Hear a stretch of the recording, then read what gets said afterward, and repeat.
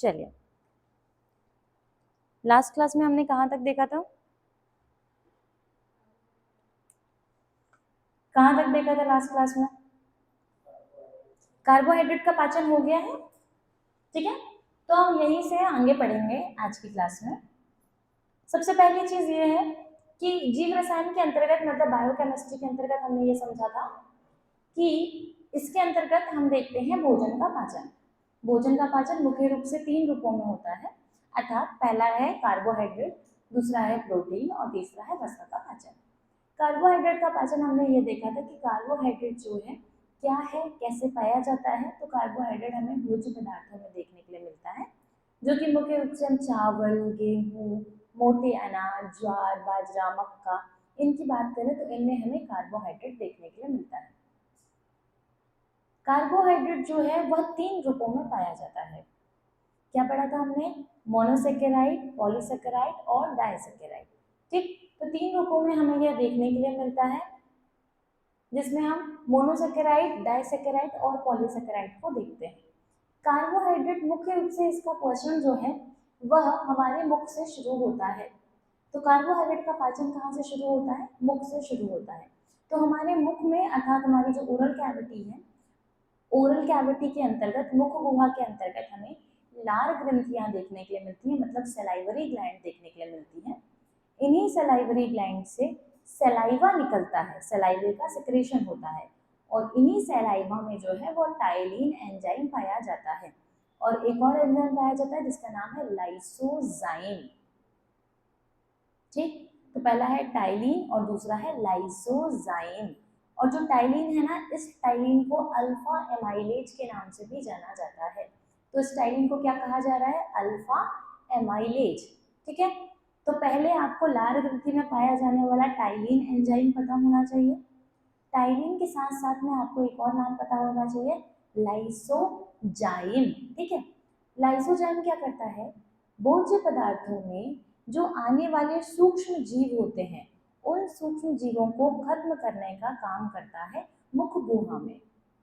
जब भोज्य पदार्थ अगर अमाशय में आ जाएंगे तो अमाशय में इनको कम करने का काम कौन करेगा? HCl एसिड, जो कि किस में पाया जाएगा? गैस्ट्रिक जूस में पाया जाता है। यहाँ तक की कल हमने बात कर ली थी, ठीक। फिर हमने देखा था कि अमाशय में मतलब आपके स्टमक एरिया में जब भोज्य पदार्थ पहुंचता है तो अमाशय में पाया जाने वाला जो गैस्ट्रिक जूस है, मतलब जठर रस है, ये जठर रस जठर ग्रंथियों के द्वारा बाहर निकलता है और भोजन में आकर मिल जाता है। इसके भोजन में आकर मिलने से भोजन की प्रकृति कैसी हो जाती है? अम्लीय हो जाती है। ये भोजन में कार्बोहाइड्रेट को तोड़ने का काम करता है। अम्लीय मतलब एसिडिक हो जाती है, और ये भोजन में कार्बोहाइड्रेट को क्या करता है? तोड़ने का काम करता है। इसके बाद हमने देखा था कि यहीं पर अमाशय के बाहर में थोड़ा आगे बढ़ते हैं, ड्यूडेनम वाले क्षेत्र में पहुंचते हैं, तो यहाँ पर बाइल जूस और पैंक्रियाटिक जूस आकर अमाशय में भोजन से आकर मिलता है। यहीं पर आपको इंटेस्टाइनल जूस भी देखने के लिए मिलता है। ये तीनों चीजें आकर मिलती हैं। ये तीनों चीजें क्या करती हैं? ये कार्बोहाइड्रेट में पाए जाने वाले स्टार्च को कन्वर्ट करती हैं माल्टोज में, और माल्टोज को कन्वर्ट करती हैं ग्लूकोज में, ठीक है। पैनक्रियाटिक जूस जो पैनक्रियास से आ रहा है, मतलब जो अग्नाशय से आ रहा है, उस पैनक्रियाटिक जूस के अंतर्गत इंसुलिन पाया जा रहा है, क्योंकि इंसुलिन का सिक्रीशन कहाँ से होता है? अग्नाशय से होता है। तो अग्नाशय से इंसुलिन निकलता है और अग्नाशय रस में आ जाता है और ये भोजन में चला आता है। जैसे ही इंसुलिन भोजन में पहुंचता है तो भोजन में पाए जाने वाले ग्लूकोज को कन्वर्ट करता है ग्लाइकोजन में, जिस प्रोसेस को क्या कहा जाता है? ग्लाइकोजेनेसिस, ठीक है। यहाँ तक में इस प्रकार से हम देखते हैं कि कार्बोहाइड्रेट का पाचन पूर्ण होता है, ठीक। अगला चले, अगला है प्रोटीन का पाचन। अच्छा, एक और चीज हमने पढ़ी थी कि इंसुलिन का हमारे शरीर में कम हो जाना। तो अगर इंसुलिन हमारे शरीर में कम हो जाता है तो हमें एक बीमारी दिखाई पड़ती है जिसको कहा जाता है मधुमेह या फिर डायबिटीज। डायबिटीज कितने टाइप का होता है? दो प्रकार का, पहला है टाइप 1 और दूसरा है टाइप 2। टाइप 2, अगर टाइप 1 की बात करें, टाइप 1 कैसे होता है, किसको होता है? टाइप 1 उनको होगा जिनमें इंसुलिन बन ही नहीं रहा है, मतलब 20 वर्ष से कम आयु के बच्चों को टाइप 1 डायबिटीज होता है। इस कारण से इसको जुवेनाइल डायबिटीज के नाम से भी जाना जाता है ना? तो इसको जुवेनाइल डायबिटीज भी कहते हैं। फिर है टाइप 2 डायबिटीज। टाइप 2 डायबिटीज ऐसे लोगों को होता है जिसमें इंसुलिन बनता तो है पर इंसुलिन की क्षमता कम हो जाती है, या निर्माण की इसकी जो संख्या है वो कम हो जाएगी, मतलब इसका श्रावण या तो कम हो जाएगा या तो क्रिया करने की क्षमता कैसी हो जाएगी, कम हो जाएगी। ये ऐसे लोगों में होता है जिनमें ओबेसिटी या मोटापा पाया जाता है, और ज्यादातर ये 40 साल के बाद वाले जो वृद्ध लोग हैं उन लोगों में देखने के लिए मिलता है। तो डायबिटीज के दो प्रकार हमने देखे, टाइप 1 डायबिटीज और टाइप 2 डायबिटीज। एक और कंडीशन हमने देखी जिसको हमने ग्लूकोसूरिया कहा था, है ना? मधु शर्करा, याद आया? ठीक है, जिसको ग्लाइकोसूरिया कह रहे थे हम, मधु शर्करा कह रहे थे, मतलब ऐसी कंडीशन जिसमें आपको यूरिन में ग्लूकोज की मात्रा देखने के लिए मिलती है। तो यूरिन में जब शर्करा आपको देखने के लिए मिलती है तो हम उसको क्या कहते हैं? ग्लाइकोसूरिया कहते हैं। ठीक है, यहां तक में कोई कंफ्यूजन है क्या? तो बताइए, क्लियर है सब?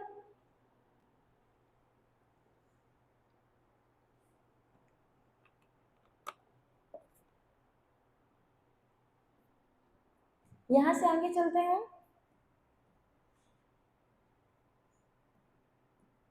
ये हम इस सब के बारे में कल वाली क्लास में बात कर चुके हैं, ऑलमोस्ट सभी चीजों के बारे में बात हो गई है।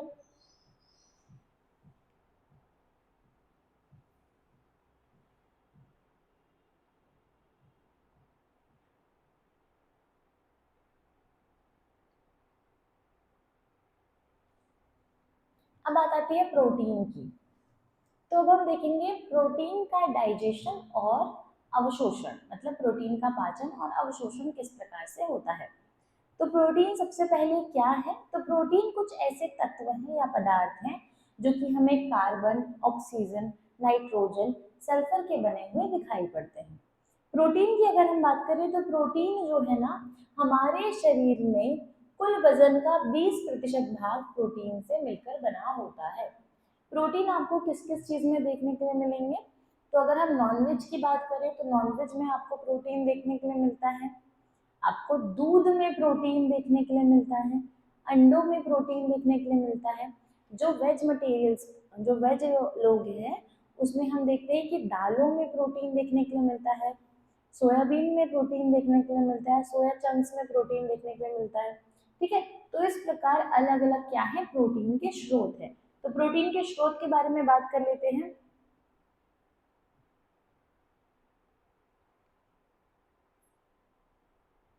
तो प्रोटीन के स्रोत क्या क्या है? तो प्रोटीन के स्रोत हो जाएंगे आपके, सबसे पहले प्रोटीन के स्रोतों को आप दो भागों में बांटेंगे। एक जो कि जीव जंतुओं से प्राप्त होता है, मतलब जो एक नॉनवेज भाग है, उसके अंतर्गत हम क्या लिख लेंगे? अंडे।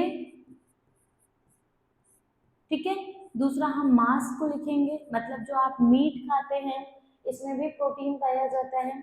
और जीव जंतुओं से दूध भी प्राप्त होता है, ये वेजिटेरियन है पर इसके अंतर्गत क्योंकि हम जीव जंतुओं से प्राप्त पदार्थों को लिख रहे हैं तो उस कारण से दूध इस साइड पे आ जाएगा। ठीक है, फिर पेड़ पौधों से प्राप्त पदार्थों की अगर हम बात करेंगे तो पेड़ पौधों से हमको क्या, अगर हम दालों की बात करें तो दालें हमें देखने के लिए मिलती हैं। फिर यदि हम सोयाबीन की बात करें तो सोयाबीन हमें देखने के लिए मिलती है। अगर हम आयरन की बात, सॉरी पालक की बात करें तो पालक से हमको आयरन और प्रोटीन भी देखने के लिए मिलता है। तो इस प्रकार की कुछ हरी पत्तेदार सब्जियों से भी आपको प्रोटीन देखने के लिए मिलेगा। ठीक है, क्लियर? अब आ जाते हैं प्रोटीन के पाचन में, कि प्रोटीन का पाचन किस प्रकार से शुरू होता है।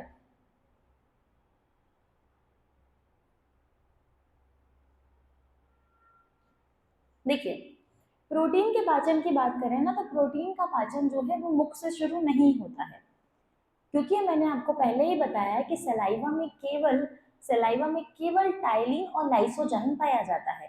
टाइलिन स्टार्च पर क्रिया करता है और लाइसोजाइम आने वाले सूक्ष्म जीवों को मारता है। ठीक है। तो दोनों ही प्रोटीन पर क्रिया नहीं करते। प्रोटीन क्या है, जटिल रूप है। तो प्रोटीन कैसा है, प्रोटीन एक जटिल पदार्थ है।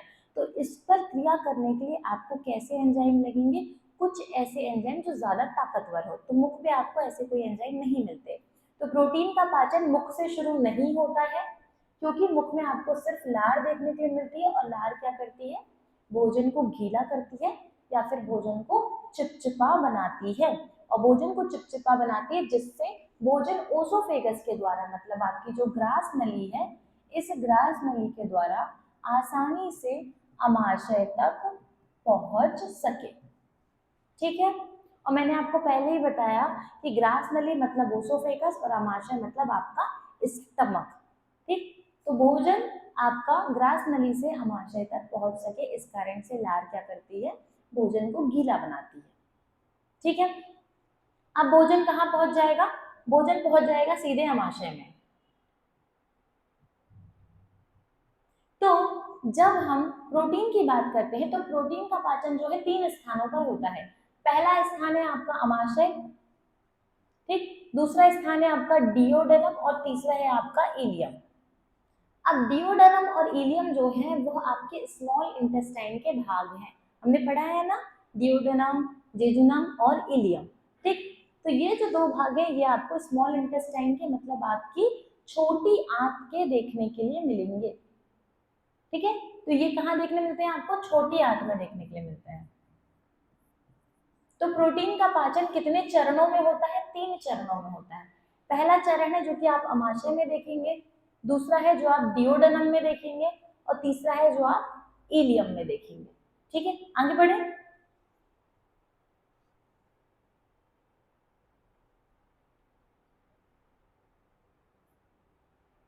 देखिए अब क्या होता है, सबसे पहले जब भोजन अमाशय में पहुंचता है, जब हमारा भोजन अमाशय में जब हमारा भोजन अमाशय में पहुंचता है तो हमने क्या पढ़ा है कि अमाशय में जैसे ही ओसोफेगस से भोजन आके पहुंचेगा, तो यहाँ पे ये भोजन है मान लीजिए, ठीक है, भोजन आके पहुंच गया। तो हमने क्या पढ़ा है कि अमाशय की दीवार से एक जूस निकलता है। तो अमाशय की दीवार से जठर ग्रंथियों के द्वारा एक जूस निकलेगा जिसको क्या कहा जाएगा, जठर रस या फिर गैस्ट्रिक जूस कहा जाएगा।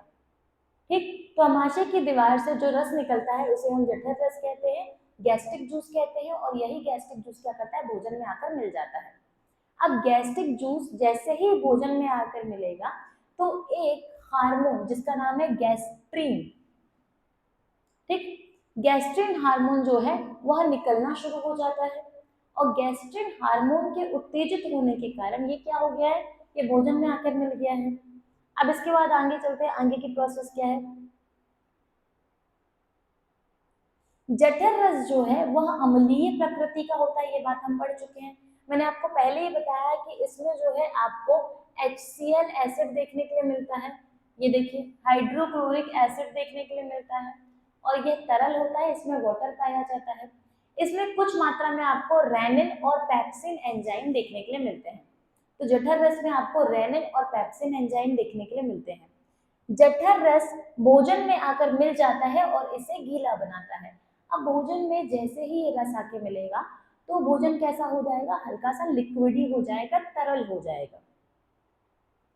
ठोस भोज्य पदार्थ आपने ग्रहण किया है, इसमें गैस्ट्रिक जूस आकर मिलेगा मतलब जठर रस आकर मिलेगा, तो भोजन गीला बन जाएगा।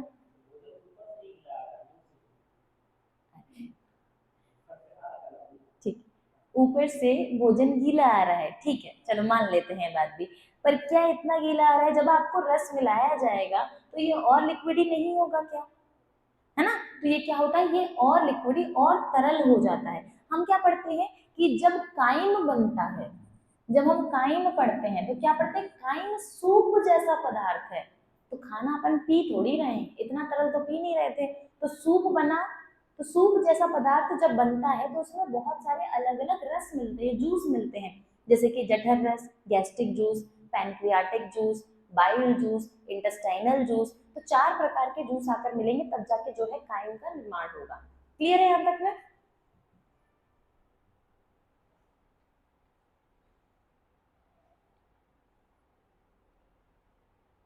अब क्या होता है, इसी जठर रस में पाए जाने वाला जो हाइड्रोक्लोरिक अम्ल है, मतलब HCl एसिड है, ये क्या करता है, भोजन के जीवाणुओं को नष्ट कर देता है। ये बात मैंने आपको बता दी। तो हानिकारक जीवाणु या विषाणु को क्या कर देता है, मार देता है। बैक्टीरिया और वायरस को मारने का काम कौन कर रहा है, HCl एसिड कर रहा है। अब यही हमने बताया कि यहाँ पे रेनिन और पेप्सिन भी पाया जा रहा है। तो इसमें जो रेनिन पाया जा रहा है ना, ये रेनिन दूध पर क्रिया करता है और इस दूध को दही में कन्वर्ट कर देता है। ये रासायनिक प्रक्रिया है, इसमें मेरा कोई हस्तक्षेप नहीं है, ठीक है।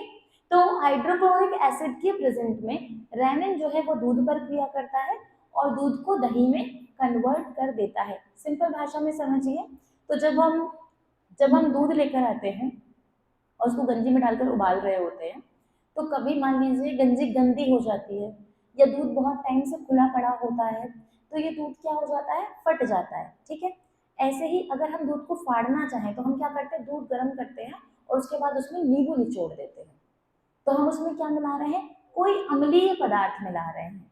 क्लियर हुआ। तो दूध में जब भी हम कोई अम्लीय पदार्थ मिलाएंगे तो दूध क्या हो जाएगा, फट जाएगा, ठीक है। वही सेम प्रोसेस यहाँ पे हो रही है, क्योंकि HCl एसिड प्रेजेंट है ना। तो HCl एसिड क्या है, एक प्रकार का अम्ल है। अम्ल को जैसे ही आप दूध में मिलाओगे तो दूध क्या हो जाएगा, फट जाएगा, ठीक है। तो दूध से किसका निर्माण हो जाएगा, दही का निर्माण हो जाएगा, ठीक है। तो दूध में पाए जाने वाले प्रोटीन को अभी आधी मात्रा में किसने पचा दिया है, रेनिन एंजाइम ने पचा दिया, ठीक है। आगे बढ़ी।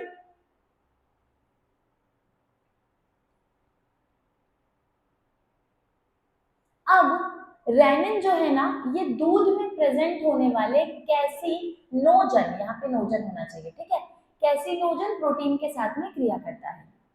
तो रेनिन क्या करता है, दूध में पाया जाने वाला एक एंजाइम है जिसका नाम क्या है, एक प्रोटीन है जिसका नाम क्या है, कैसिनोजन। इस कैसिनोजन पर क्रिया करता है और क्रिया करके दूध में घुलनशील ठोस कैसीन अर्थात कैल्शियम को पैराकैसिनेट में परिवर्तित करता है। कन्वर्ट कर रही हूँ, अच्छे से आराम से समझो, ठीक है। सबसे पहले HCl एसिड है, HCl एसिड ने सूक्ष्म जीवों को मार दिया। HCl एसिड में दो चीजें पाई जा रही हैं, पैप्टोन और रेनिन। अभी हम रेनिन की क्रिया को पढ़ रहे हैं, मैंने बताया था कल भी कि थोड़ा मुश्किल है, 2-3 बार रिवाइज करोगे तब याद होगा, ठीक है। तो सबसे पहले रेनिन की क्रिया को पढ़ रहे हैं। तो रेनिन कैसे क्रिया कर रहा है ये देखते हैं। तो रेनिन सबसे पहले क्रिया करता है आपके दूध में, ठीक है। तो HCl एसिड के प्रेजेंट में रेनिन दूध में क्रिया कर दूध को क्या कर देता है, दही में कन्वर्ट कर देता है, ठीक है। अब दूध को जब दही में कन्वर्ट किया तो दूध में भी प्रोटीन पाई जाती है, दूध में बेसिकली प्रोटीन ही पाया जा रहा है। तो दूध में अलग अलग प्रकार की प्रोटीन पाई जाती है, हम सबके नाम पढ़ेंगे अभी, है ना।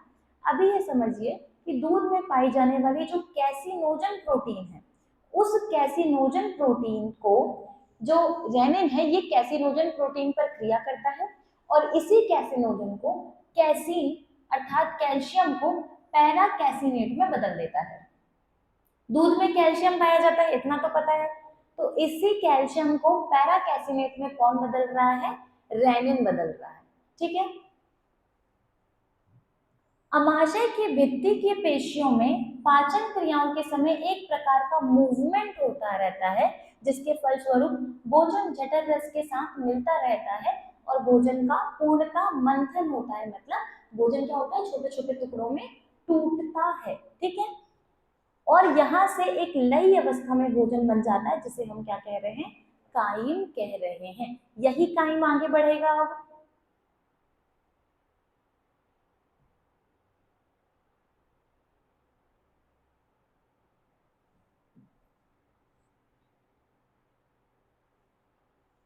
अब इसके बाद यही भोज्य पदार्थ जो है, यही काइम जो है, यह काइम अमाशय में पहुंच जाता है। अमाशय के आगे डिओडेनम वाले हिस्से में पहुंच जाता है।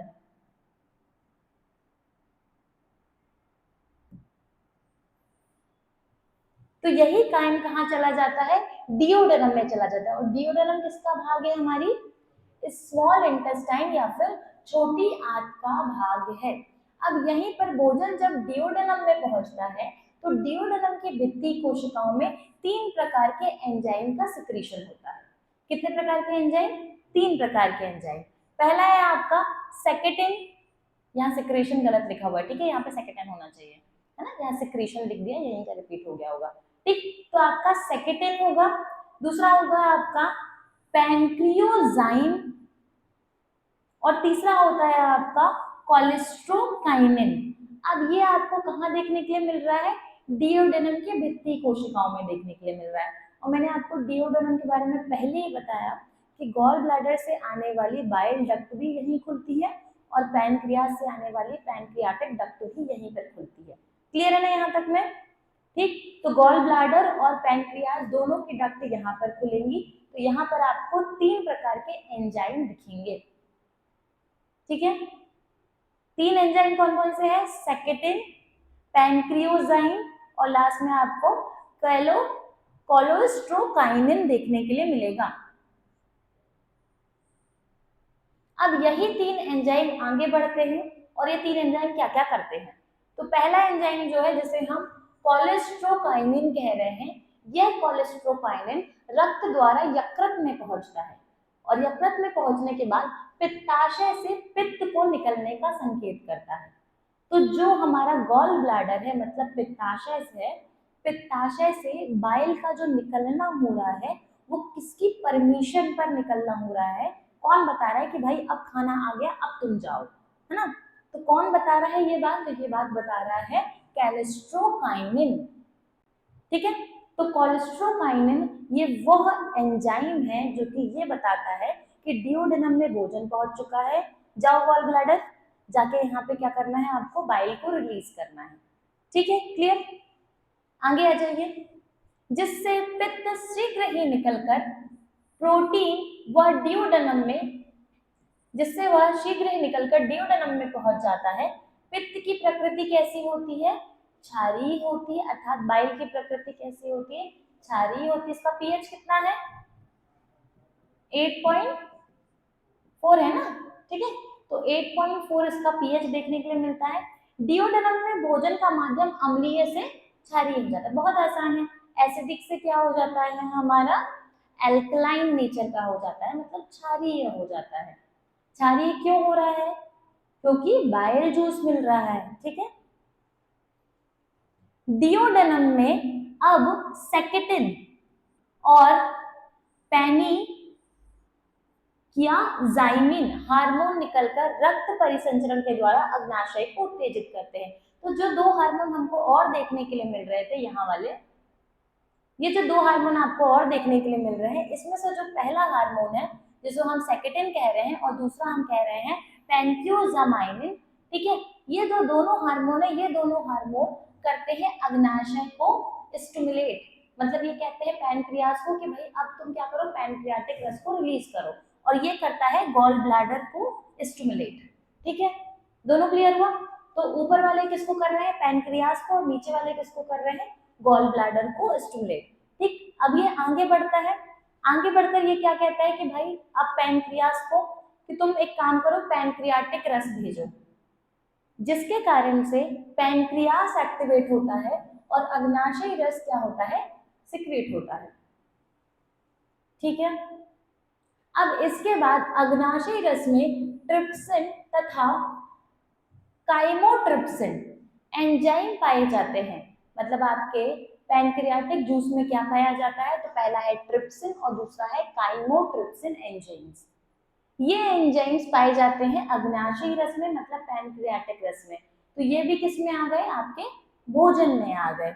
ये क्या करते हैं? ये दोनों ही एंजाइम बिना पचे हुए और अध पचे हुए प्रोटीन पर क्रिया करते हैं और इन प्रोटीन को सरल पॉलीपेप्टाइड्स एवं अमीनो अम्ल में परिवर्तित करते हैं।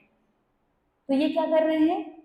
ये प्रोटीन को पॉलीपेप्टाइड्स और अमीनो अम्ल में परिवर्तित करते हैं। और मैंने आपको पहले ही बताया है कि प्रोटीन का अंतिम रूप जो है वह अमीनो अम्ल आपको देखने के लिए मिलेगा। ये आगे अभी और बचेंगे। ठीक है, अभी पेप्टोन का निर्माण होगा, लास्ट में आपको अमीनो अम्ल देखने के लिए मिलते हैं प्रोटीन में।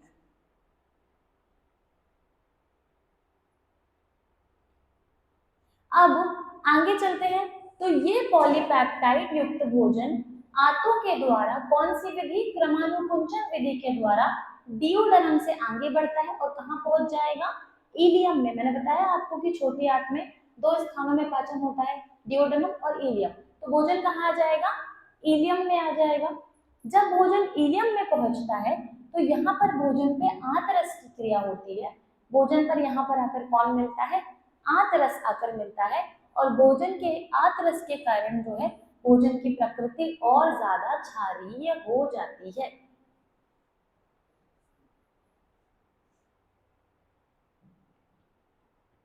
अब भोजन क्या हो गया, और क्षारीय हो गया और लिक्विडी हो गया, मतलब और तरल हो गया। ऐसी स्थिति में यहाँ पर भोजन का पाचन क्षारीय माध्यम में होता है। आंतरस में इरिप्सिन पाया जाता है। क्या पाया जाता है, इरिप्सिन। तो इसमें पाया जाता है इरिप्सिन। ये इरिप्सिन क्या करता है, ये पॉलीपेप्टाइड पर, हमने पहले पढ़ लिया ना, ऊपर पॉलीपेप्टाइड बन गए थे, ठीक है। तो ये अब क्या करेगा, ये पॉलीपेप्टाइड पर क्रिया करेगा। इरिप्सिन पॉलीपेप्टाइड पर क्रिया करता है और प्रोटीन का सबसे सरलतम अणु, जिसको हम अमीनो अम्ल कहते हैं, इनका निर्माण करता है। इस प्रकार से प्रोटीन का पाचन सबसे पहले अमाशय में, उसके बाद डिओडेनम में और अंत में इलियम में होता है। और आपको सबसे सरल पदार्थ जो है अमीनो अम्ल देखने के लिए मिलता है।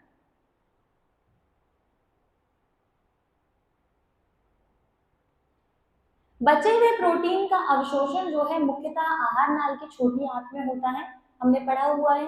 प्रोटीन का अवशोषण कुछ हद तक अमाशय में और बड़ी आंत में भी होता है, परंतु अगर हम बात करें तो 60% जो है वो छोटी आंत में हो जाएगा, 28% बड़ी आंत में और 1% जो है वह आपको अमाशय में प्रोटीन का अवशोषण दिखाई पड़ेगा। वो भी किसके माध्यम से होगा, विलाय के माध्यम से होता है। ये विलाय हमने ऑलरेडी देख लिया है, ठीक है। विलाय हम ऑलरेडी समझ चुके हैं, ये विलाय क्या होते हैं। बस यहाँ आकर हमारा प्रोटीन का पाचन जो है समाप्त हो जाता है। आगे अमीनो अम्ल के बारे में लिखा है, मतलब अमीनो एसिड्स के बारे में लिखा हुआ है कि मानव शरीर में 24 प्रकार के अमीनो एसिड्स पाए जाते हैं। अब यहाँ पे आपको क्या समझना है, ठीक। तो यहाँ पर आकर जो है हमारा प्रोटीन का पाचन समाप्त होता है। याद नहीं हुआ है, पता है, ठीक है।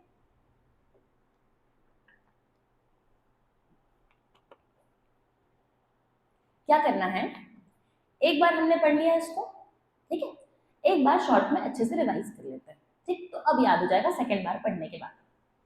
सबसे पहले आपको ये समझना है कि भाई जो प्रोटीन है ना, प्रोटीन का पाचन हो कहाँ से रहा है, तो मुख में तो हो नहीं रहा, ये होता है अमाशय में। तो HCl एसिड के साथ में हम शुरू करते हैं। तो सबसे पहले जब प्रोटीन अमाशय में पहुंचता है तो अमाशय में गैस्ट्रिक जूस जो है वो प्रोटीन से आकर मिलता है। गैस्ट्रिक जूस के अंतर्गत HCl एसिड पाया जाता है, ठीक। और इसी HCl एसिड के अंतर्गत हम क्या देखते हैं, एक और चीज पाई जाती है।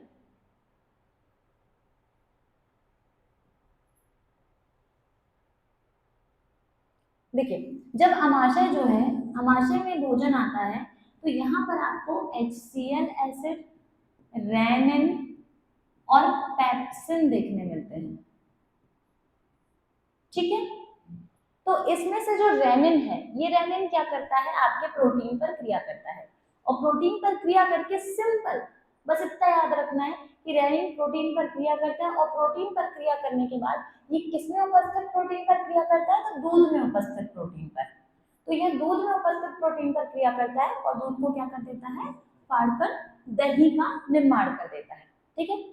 ये दूध का दही का निर्माण कर देता है कौन, रेनिन। काय में पाया जाता है, गैस्ट्रिक जूस में पाया जाता है, जठर रस में पाया जाता है, ठीक है। किसकी प्रेजेंट में बनाता है, तो HCl की उपस्थिति में बनाता है, ठीक है। यहाँ तक में पहली लाइन क्लियर है कि प्रोटीन के पाचन में रेनिन HCl की उपस्थिति में दूध को दही में बदल देता है, ठीक है। पहली लाइन क्लियर। दूसरी लाइन में चलते हैं।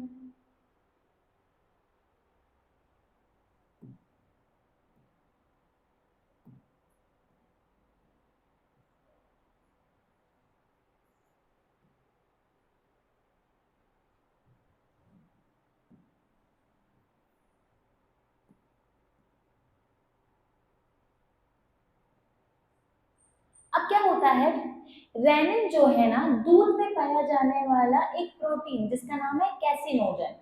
तो रेनिन दूध को दही में तो कन्वर्ट करता है, पर दूध में भी कोई प्रोटीन पाया जाता होगा, तो दूध में पाया जाने वाला जो प्रोटीन है उसका नाम है कैसिनोजन।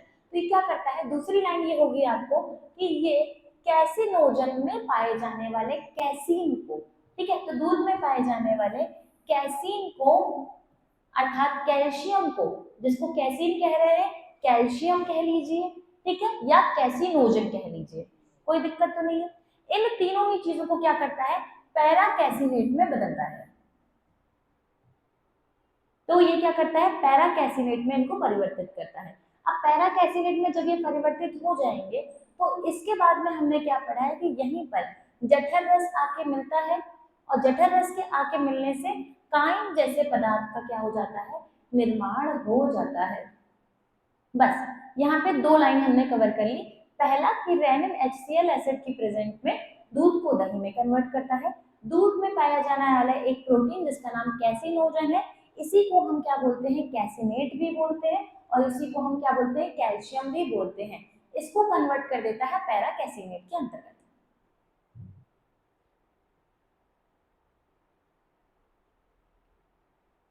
अब इसके बाद में ये किस में पहुंच जाता है, डिओडेनम में पहुंचता है। डिओडेनम में जब पहुंचता है तो डिओडेनम की भित्ति कोशिकाओं से तीन हार्मोन का सिक्रेशन होता है, सॉरी तीन एंजाइम का सिक्रेशन होता है। ये तीन एंजाइम कौन कौन से हैं, पहला है आपका सेकेटिन, दूसरा है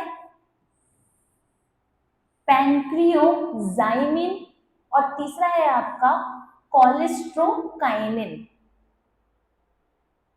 तो पहले सेकेटिन और पैंक्रियोजाइनिन जो है ये क्रिया करते हैं आपके पैंक्रियाज पर, और ये क्रिया करता है किस पे, आपके गॉल ब्लैडर पर, ठीक है। तो ये दोनों किस पे क्रिया कर रहे हैं, पैंक्रियाज पर, और ये क्रिया करते हैं गॉल ब्लैडर पर। और ये जाके क्या बोलते हैं कि भाई जाओ जल्दी से, भोजन कहाँ आ गया है, अब डिओडेनम में आ गया है, अब आपको रिलीज करना होगा किस चीज को, ये दोनों रिलीज करेंगे पैंक्रियाटिक जूस को, मतलब अग्नाशयी रस को, और ये रिलीज करेगा आपके पित्त रस को, मतलब बाइल जूस को, ठीक है, यहाँ तक क्लियर हुआ।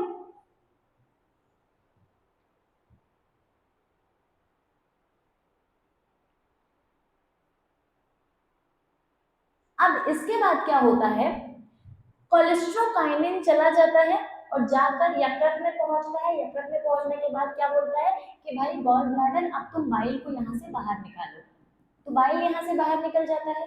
बाइल की प्रकृति कैसी है, क्षारीय है, तो भोजन कैसा हो जाता है, क्षारीय हो जाता है, ठीक है। तो काइम अब कैसा हो गया, क्षारीय हो गया। अब इसके बाद में डिओडेनम में भोजन का माध्यम कैसा हो जाता है, अम्लीय से क्षारीय हो जाता है। अब यहाँ पे एक और चीज हम पढ़ते हैं कि डिओडेनम में दो हार्मोन के हमने और नाम पढ़े, पहला है सेकेटिन और दूसरा हमने पैंक्रियोजाइमिन पढ़ा था। ये क्या करते हैं, ये जाते हैं आपके अग्नाशय के पास, और अग्नाशय के पास जाकर क्या कहते हैं कि भाई आप भी अग्नाशयी रस को क्या कर दीजिए, सिक्रेट कर दीजिए। और अग्नाशयी रस जैसे ही सिक्रेट होता है तो यहाँ पर आपको फिर से दो एंजाइम दिखाई पड़ेंगे, पहले का नाम है ट्रिप्सिन और दूसरे का नाम है काइमोट्रिप्सिन, ठीक। तो अग्नाशयी रस मतलब पैंक्रियाटिक जूस में आपको ट्रिप्सिन और काइमोट्रिप्सिन दिखेंगे। ये दोनों वो हार्मोन्स हैं जो कि क्या करते हैं, ये दोनों वो एंजाइम्स हैं जो कि क्या करते हैं, ये अधपचे और पचे हुए और अधपचे प्रोटीन पर क्रिया करते हैं और पॉलीपेप्टाइड और अमीनो अम्ल का निर्माण कर देते हैं, ठीक है। तो यही जो है ट्रिप्सिन और काइमोट्रिप्सिन, ये बचे हुए प्रोटीन पर, अब बचा हुआ प्रोटीन क्यों कहा जा रहा है, क्योंकि हमने पहले पढ़ा कि कैसीन को किसमें कन्वर्ट कर दिया गया है, पैरा कैसिनेट में कन्वर्ट किया है, पढ़ा है हमने अभी, है ना। तो यही क्या है, यही है आधा बचा हुआ प्रोटीन। तो इस आधे बचे प्रोटीन पर भी ये क्या करते हैं, क्रिया करते हैं, ट्रिप्सिन और काइमोट्रिप्सिन, और जितना भी प्रोटीन है उस पर क्रिया करेंगे, आधे बचे प्रोटीन पर क्रिया करेंगे और इनको सरल पॉलीपेप्टाइड में कन्वर्ट करेंगे, और सरल पॉलीपेप्टाइड प्लस अमीनो अम्ल का ये क्या करते हैं, निर्माण कर देते हैं। इसके बाद में भोजन यहाँ से आगे बढ़ेगा, क्योंकि यहाँ देख लो पॉलीपेप्टाइड बन गए हैं ना, अपन को केवल पॉलीपेप्टाइड चाहिए, प्रोटीन से पॉलीपेप्टाइड का निर्माण हो गया जी। लास्ट जो है वह अमीनो अम्ल है। पॉलीपेप्टाइड क्यों चाहिए कि आगे अपन पॉलीपेप्टाइड को तोड़ेंगे अभी, ठीक है, तो पॉलीपेप्टाइड याद रखना है ना।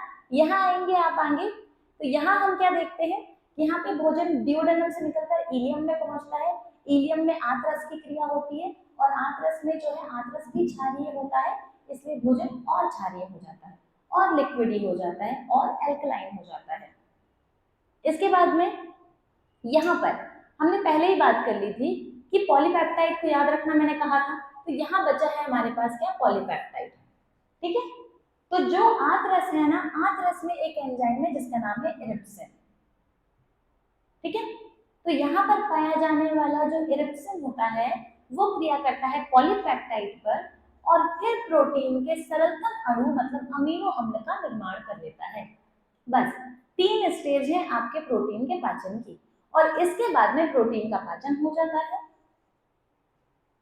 और इस प्रकार से हम देखते हैं कि प्रोटीन का सबसे पहले पाचन अमाशय में होता है। अमाशय मतलब दूध का दही में कन्वर्ट होना, डिओडेनम मतलब प्रोटीन का पॉलीपेप्टाइड में कन्वर्ट होना, और इलियम मतलब पॉलीपेप्टाइड का अमीनो अम्ल में कन्वर्ट होना, ठीक है। तो यहाँ आके हमारा प्रोटीन का पाचन पूर्ण रूप से समाप्त होता है। इसको ना आपको याद करने में 2 से 3 बार आपको पढ़ना पड़ेगा, तब जाके ये याद होगा, है ना। क्रियाएं थोड़ी सी मुश्किल है, पर इतना भी नहीं है कि बिल्कुल भी याद ना हो पाए, 1-2 बार आप रिपीट करेंगे तो याद हो जाएगा। चलिए